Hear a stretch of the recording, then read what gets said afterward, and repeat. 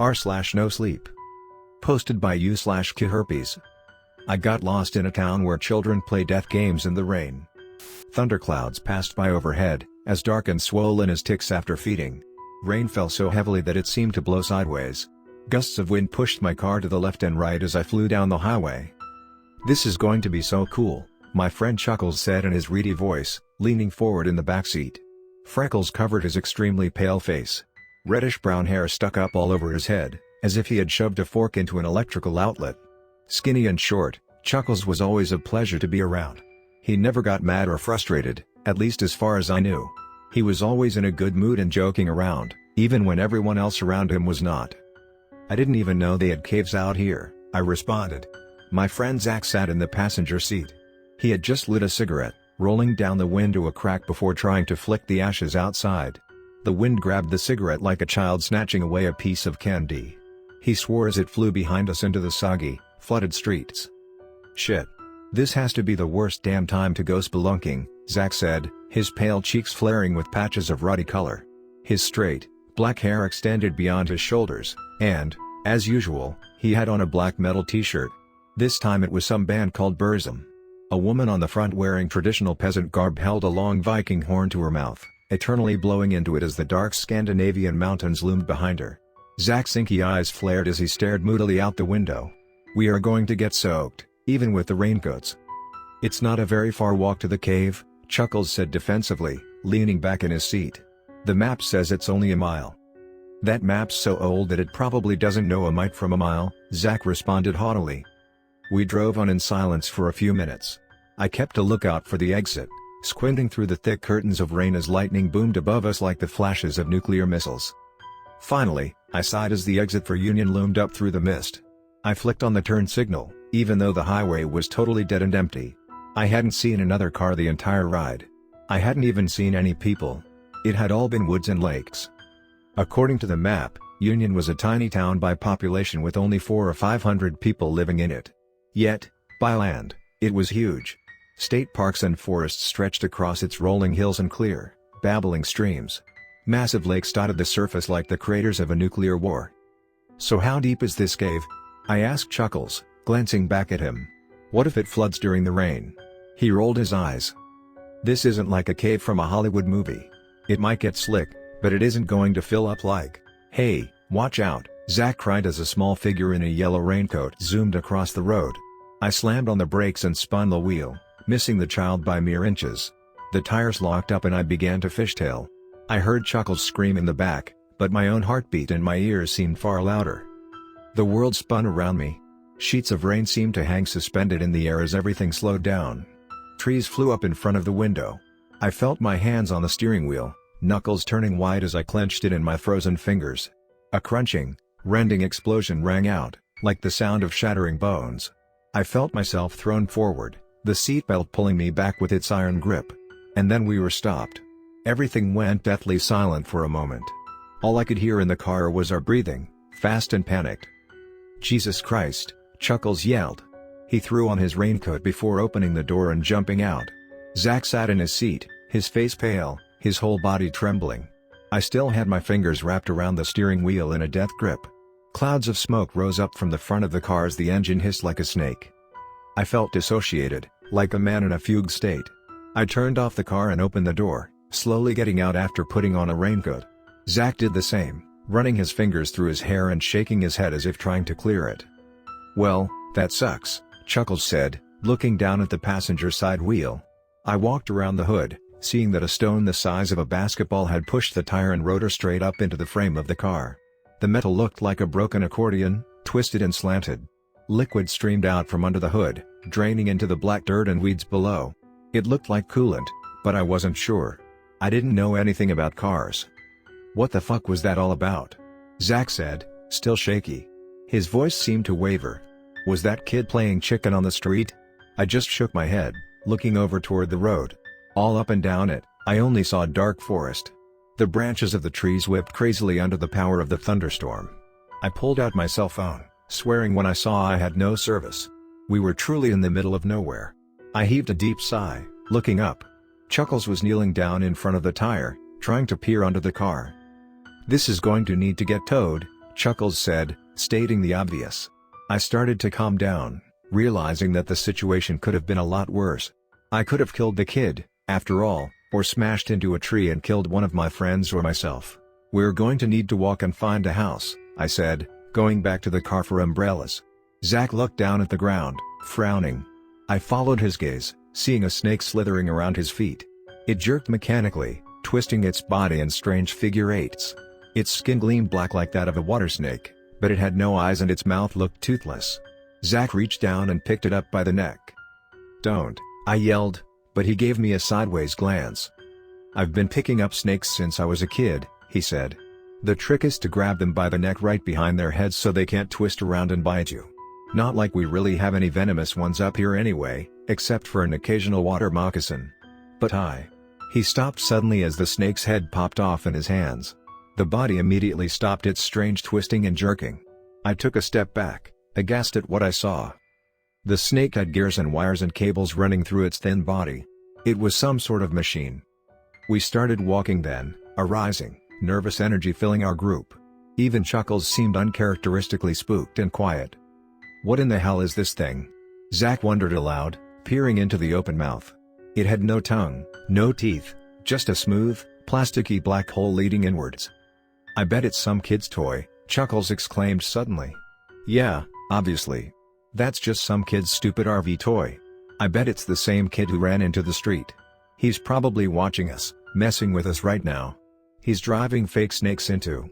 He stopped abruptly, his eyes widening as he looked ahead on the road. Hundreds of the black, eyeless snakes skittered and writhed across its surface, twisting as if their spines were snapped. As we got closer, I could hear gears whirring and grinding. It was hard to hear over the roar of the rain, but the sound was definitely there.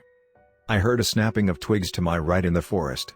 Looking over, I saw two silvery eyes peering out of the thick brush, so far away that they were almost entirely obscured by the fog. The skin around them appeared dead and white like bleached bones. But the bushes blocked most of the creature's body and face. It was as if it was peeking at us. When it saw me looking, it quickly ducked down, disappearing from view. "I think I just saw something," I whispered, but my friends paid no attention. They were staring at the snakes with their mouths open. Zach threw the head and body to the side, went to the group of them and grabbed another one. Its head also came off with a popping sound, showing more gears and metal. "What is this place?"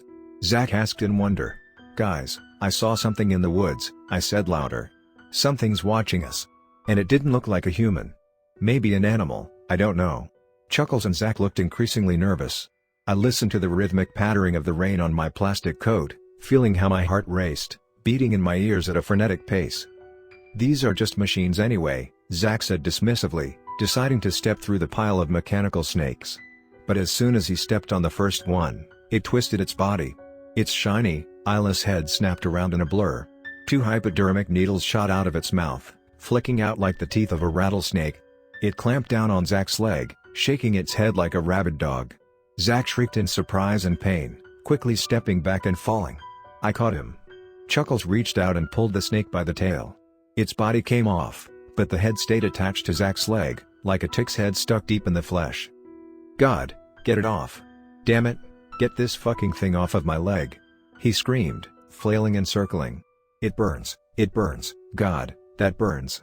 Chuckles reached forward, trying to pry the jaws open, but the head remained firmly stuck, the needles biting deep into his muscle.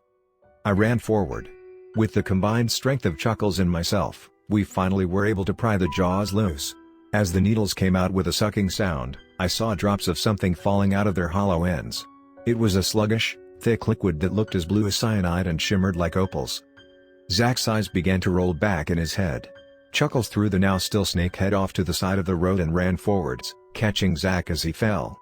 I grabbed his arm, and we began to drag him back towards the car, away from these eerie mechanical creatures. He started coughing up great gouts of blood. It streamed in thick jets from his mouth. Only the whites of his eyes shone in his pale, bloodless face. He began to kick and flail. His lips and fingernails took on a bluish cast. We laid him down on the pavement and watched him die. Whatever poison was in those snakes, it was rapid-acting and lethal. The entire process had taken less than 20 seconds. "Oh, Jesus, I think he's dead, man," Chuckles said, sweating heavily. "What in the hell is this place? We need to get out of this town. We'll start walking back toward the highway and flag down a car. I nodded, feeling shell-shocked and sick. I didn't point out that we hadn't seen any cars. I watched Zach's face as blue, cyanotic streaks ran down his neck and up his arms. He exhaled a final time, a long, choking breath. His body stayed stiff and twisted in death, like a man dying of tetanus. His mouth remained open in a silent scream. "I can't believe it," I said simply, staring down at Zach's body.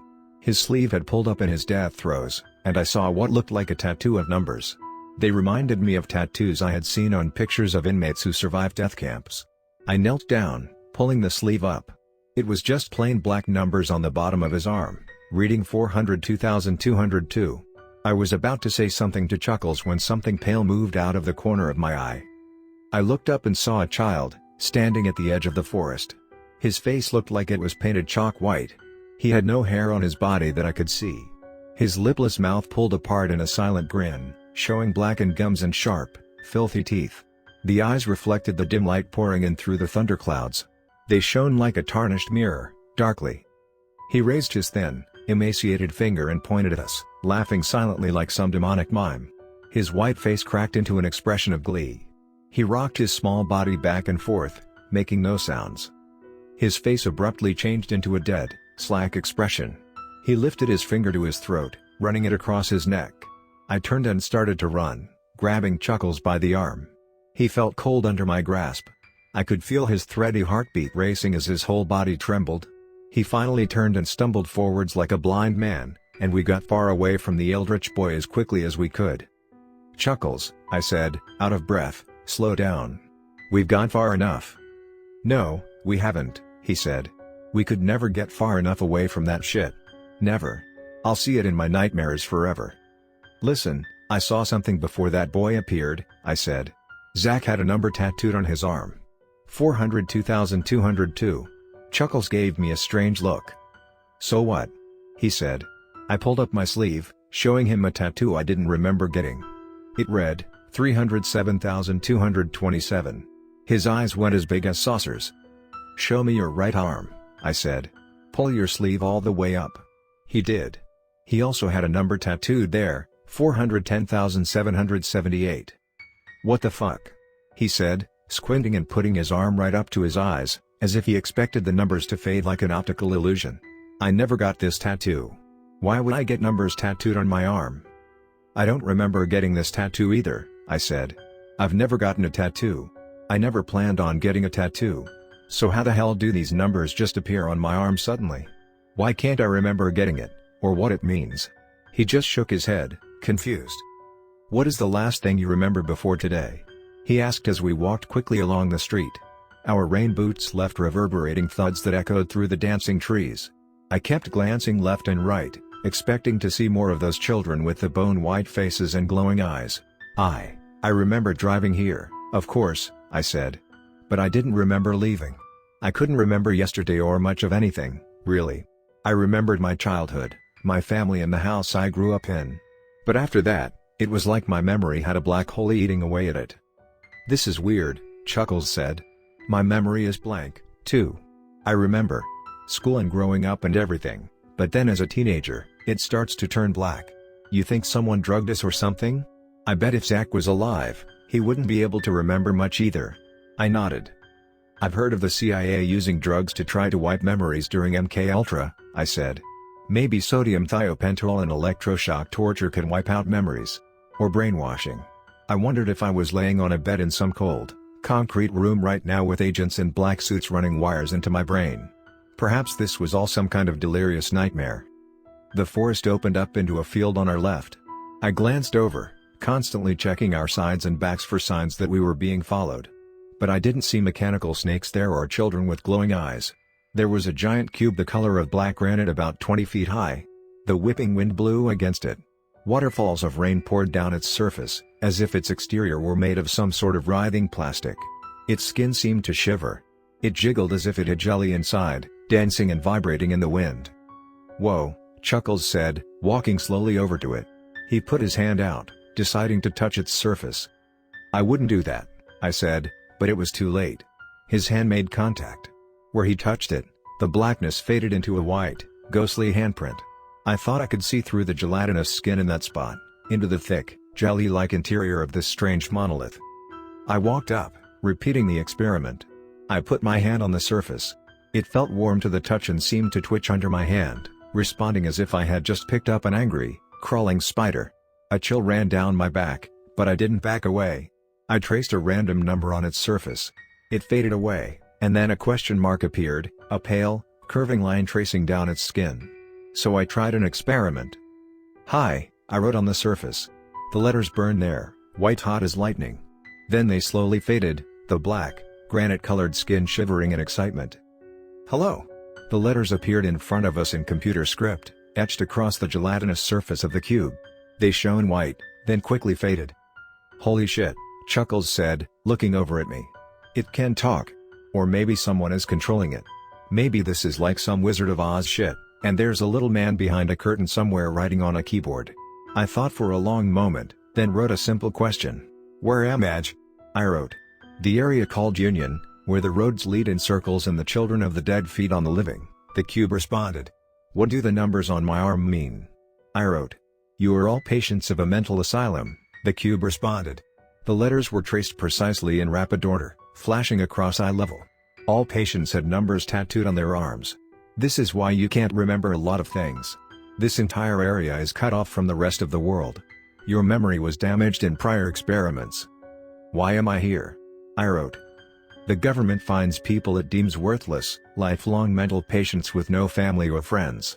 They bring them in here to feed the demon children of Union and to watch the results of the experiments." "And what are you?" I finally wrote, seeing the white lines tracing against the shivering skin of the cube. "I am a supercomputer," it wrote, "a combination of organic matter and circuits. My job is to record the data from the experiment. I will not help or harm you in any way, except through the transmission of knowledge which I am allowed to convey. If you survive the experiment, you will be allowed to leave." "What is the way out?" I wrote. "Error, code 99. You are not authorized to access this data," it wrote. "How can I survive the experiment?" I wrote. It repeated the message, saying, "Error, code 99. You are not authorized to access this data." I looked at Chuckles, and suddenly, my body felt burning hot, despite the cooling winds and the rain. "I think we have a bit of a problem," I said, feeling trapped and terrified. Chuckles' haunted eyes mirrored my anxieties, and our fear built on each other's. I wondered if, right now, we were being watched. I figured the chances of that were 100%. We continued going down the road. I wondered if we should try cutting through the forest. Perhaps the road just went in a circle as the cube had said, or perhaps they just ended randomly.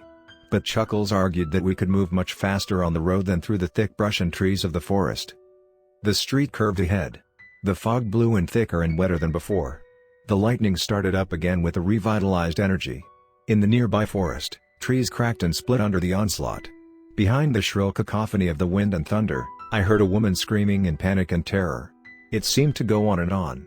As Chuckles and I stopped dead in our tracks, a pretty, young girl in her 20s covered in blood and cuts came sprinting around the corner. The rain mixed with the crimson streaming down her face, arms and chest, washing it away into the chaotic currents streaming by her feet. Behind her, I saw one of those bone-white children with the glowing, pale eyes. This one held a sharp, curving dagger in her little rotted hand. Blood dripped from the blade's tip. The girl laughed silently, her long, mummified hair flying out behind her. Her feet looked skinned. Pieces of bone shone through the flesh like the first rays of sun streaming through a storm.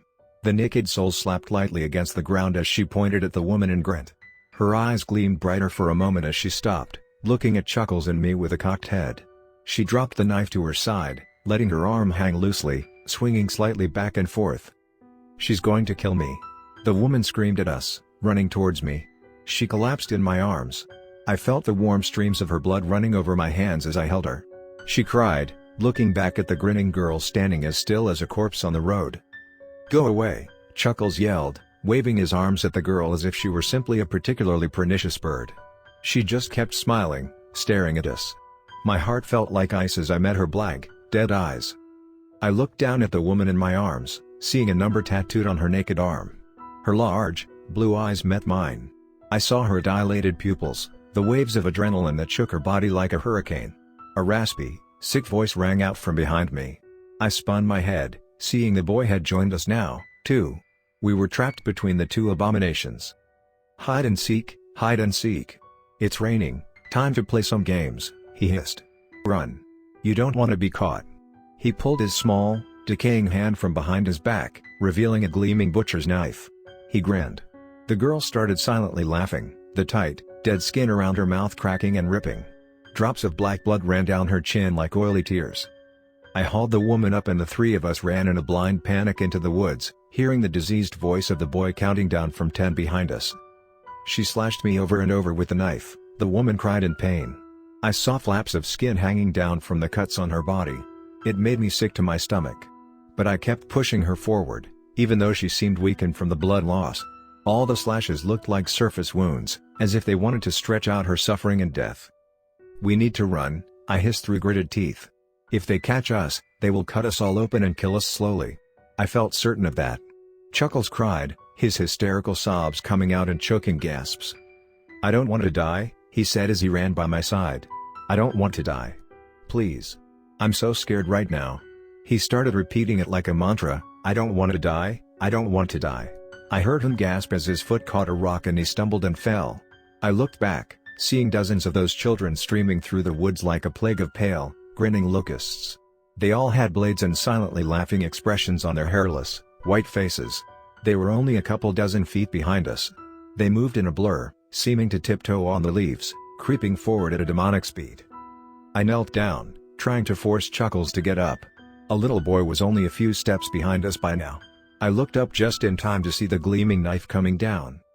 I cried out as it sliced through my hand. A burning pain radiated up my arm. I stepped back as the silent boy laughed like a mime, pointing at me in a parody of exhilaration and gaiety. Chuckles whimpered like a child who had just glimpsed the monster from his nightmares crawling out under his bed. Please, no, he whispered as the knife came down again, piercing his eye and exploding through his brain. He froze then like a puppet with its strings cut. The eye exploded in a slow trickle of thick gore. I took off, running, my heart hammering as little feet stayed only a few feet behind me, dully thudding against the earth in quick, berserk steps. Up ahead, I saw the woman, but now she was staggering badly, wavering on her feet. She kept dripping blood as she ran frantically away. Finally, she started to slow. I caught up with her. Keep going, I said, though I knew she could not. Stark patches of ruddy color exploded on her pale, bloodless cheeks. Her bluish lips chattered. She shook and eventually just started stumbling forward, her many cuts still bleeding. I tried to grab her hand and pull her, but a little girl grabbed her shirt. At that moment, I had no alternative. I abandoned her and took off, knowing I would be the next to die. My heart broke for her as she pleaded in guttural tones for mercy. I knew that even I couldn't keep running forever. Yet these children, they seemed like they could.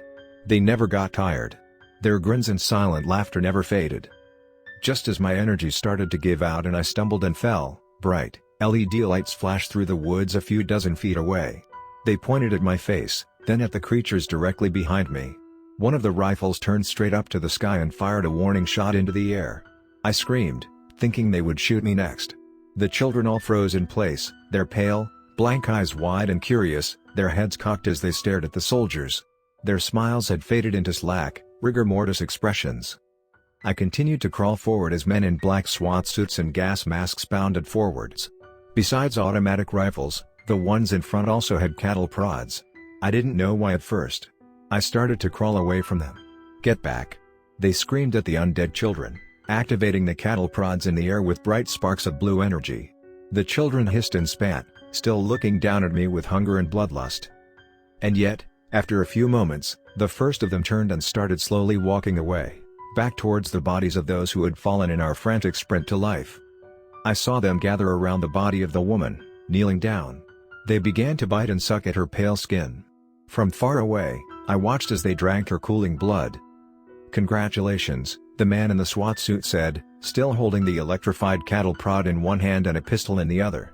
He had an automatic rifle slung around his back. He stood in the front of the group, probably their leader. Behind him, another dozen men had gathered, silently watching me like faceless statues. You are the last survivor of Union. We are allowing you to leave. The gas mask muffled his voice. I felt like I was staring into the eyes of a fly, the circular, black glass revealing nothing. Really? I said, backing up instinctively from the man, not trusting any of these figures. Thank God. Jesus Christ. But that was all I got to say before the cattle prod came up and I fell, writhing and kicking.